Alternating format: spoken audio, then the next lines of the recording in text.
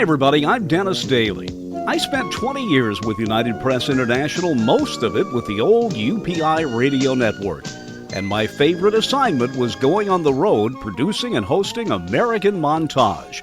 It was an hour-long weekly program.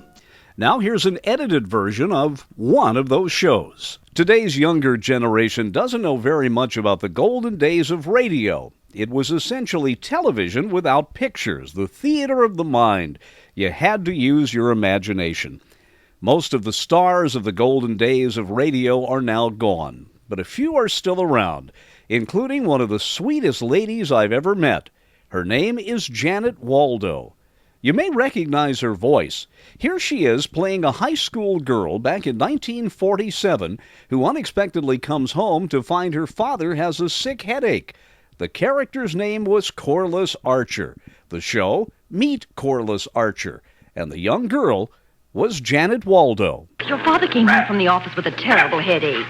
Oh, really, Mom? Oh, thanks for the warning. Well, darling, I didn't mean it as a warning. Is that all the sympathy you can show for your poor father? Oh, golly, Mom, of course I sympathize. Daddy, I'm so sorry. Is there anything in the world I can do? You could tone yourself down to a mere uproar for a few hours. I'll be quiet, Angel. I promise I won't make a single solitary unnecessary sound. Thank you, baby. Oh, Mom, do you know what's been happening right under my very nose, and I ignored it on account of I had several other things on my mind? Well, I can't imagine, Corey. Well, it seems that Benson's department store is again having the most utterly super contest. Oh, not now, dear. You're disturbing your father again. Oh, I'm sorry. After the successful run of Meet Corliss Archer, Janet Waldo branched out, doing television and the movies, even appearing several times on The Lucy Show. Then she got into cartoon voice work. She was Penelope Pitstop, Josie from Josie and the Pussycats, the voice of Morticia and Granny on The Addams Family, Fred Flintstone's mother-in-law, the animated Alice in Wonderland. She was the voice. She was also Granny Sweet, but she's probably best known for this role. Even though Janet Waldo may be best remembered for her work in cartoons, she still remembers the golden days of radio, particularly because of the people she worked with. It was such a big family, and everybody really cared about everybody else.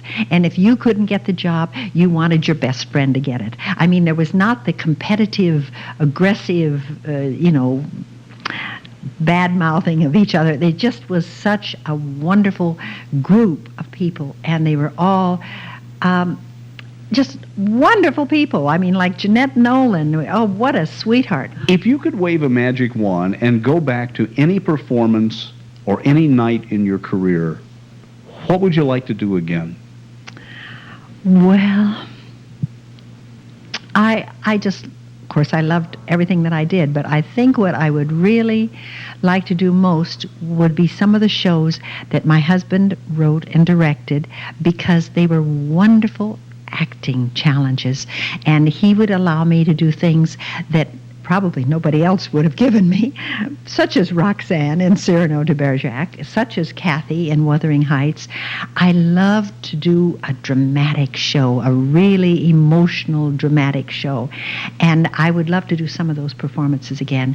But I also love comedy, because I got to tell you, when you were working in radio in front of a live audience, and I mean, I miss that in cartoons. You don't have an audience. And they would tell you timing. They would tell you what to do. They would be there to inspire you to, you just go beyond yourself. It's kind of like playing before the home crowd. That's right. And so I used to love comedy also. In radio, I got to work with the biggest, best stars. I worked with Bob Hope. I worked with Jack Benny. I worked with all of these people, and I learned as a young kid, the tricks about their timing. It was unbelievable. I played an ingenue who was selling Girl Scout cookies or something to Bob Hope. And I had a little speech about, knocked on the doorbell rings, and Bob Hope comes and answers the door. And then I say, "Hello, Mr. Hope. I was wondering if you would like to buy some Girl Scout cookies." And he did takes. He took pauses. He did things that the timing that he stretched so much with the laughs, and it was live. It was on, live, that they had to come and slash parts later on in the script because he got so many laughs just from his timing. Some of the laughter was generated in the audience by the body movements or the visible reactions of the actors, which the audience at home didn't see. That's right, but they would pick up on it. I mean, they'd love it. But I remember Jane Pauley was doing the Today Show. Was she doing that for a while? And she was talking about radio, and I was so amused because she was saying, "Can you believe it that these huge laughs they got?" But of course, they were all, recorded, and I wanted to crawl into the set and say they weren't recorded, they were live. Those were real reactions from the audience. She's just a young girl, Well, she was then, and this like the night Johnny Carson was talking about radio, and he said that his favorite sports announcer was the late Bill Stern. The next day he gets a telegram from Bill Stern, who's retired in Florida, and says, "Johnny, I'm sorry, it's like the Mark Twain, the word of my death has been grossly exaggerated." Oh, gosh. Well, I remember Bing Crosby, someone said, why is Bing Crosby still working? He's got so much money, and why does he need to work? And I thought, don't you understand that anyone who has been in show business and has loved show business and has performed, it's like asking them to lie down and die if they stop working. I have to do this. I mean, I have to interview. I go through withdrawal. Well, that's why I still audition, because I think even an audition is an exercise in, it's stimulating, it's fun, and it's sort of a work, it's a job. And, a lot of people, June Foray will not audition anymore, but I remember Laurence Olivier once said, an actor is always auditioning. If you don't audition, you won't work. But June is doing fine. She doesn't have to worry about it. But I was thinking yesterday when I came home from this audition, especially when you do something and you feel that you're creative and you've come up with something that was fresh and different, and it doesn't really matter if you get it or if you don't get it. The idea is you've expressed yourself. You have exuded an energy that you wouldn't have had you not had that opportunity to audition. And you have created something that isn't there without that. It's another character. I love acting. I love it. Someone has said to me, what do you love doing most in the world? And I have to say, I love to work. I love to work as an actress. I just love it.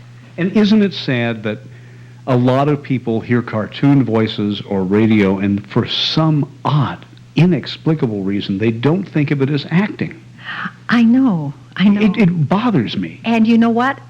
The people who try to do it without acting are no good, because I always advise students or young people who want to get into cartoons. They think all they have to do is funny voices, and actually that's when you have a talent for that, that's wonderful.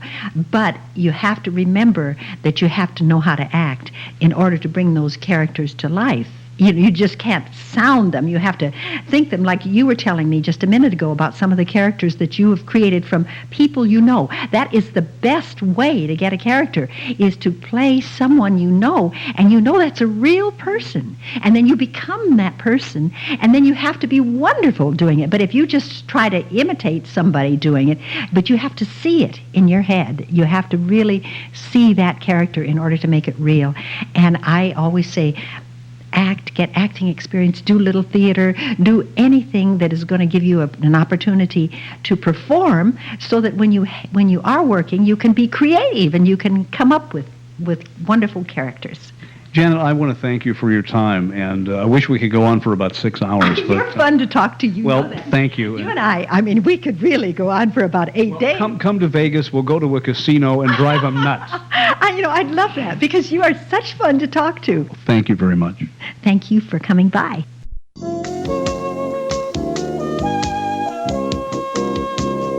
And there you have it, another edited episode of one of the American Montage programs prepared for the UPI Radio Network back in the 1980s and 90s.